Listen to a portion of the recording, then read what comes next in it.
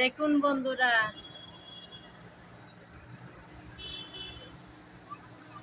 আমার বাগানের করলা গাছে করলা একটা পেকে একদম লাল হয়ে গেল।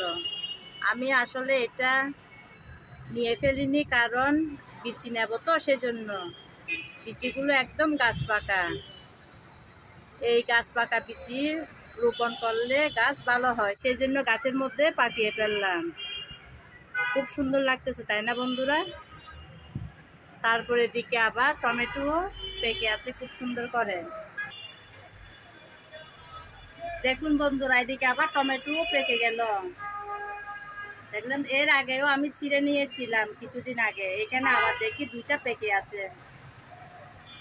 খুব ভালো লাগে, তাই না বন্ধুরা? নিজের বাগানে এইভাবে ফল পেকে থাকলে দেখতেও খুব সুন্দর লাগে। আজকে ছিঁড়ে নেব।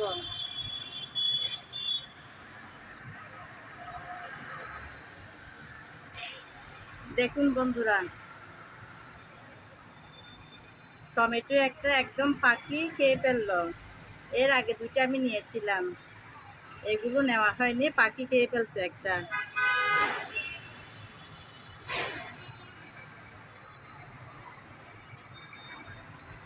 এই যে আরেকটা নিলাম। দেখলেন তো কি সুন্দর না? পাখি কিভাবে খেয়ে নিল, দেখছেন? এখন এগুলো নিয়ে চলে যাব ভেতরে। এখন রান্না বসাতে হবে। আজকে তেমন রান্না বান্নার ঝামেলা নেই। আজকে আমি নতুন আলু দিয়ে মাছ রান্না করব। এদিকে দেখুন, কুমড়া গাছে ফুল ফুটেছে।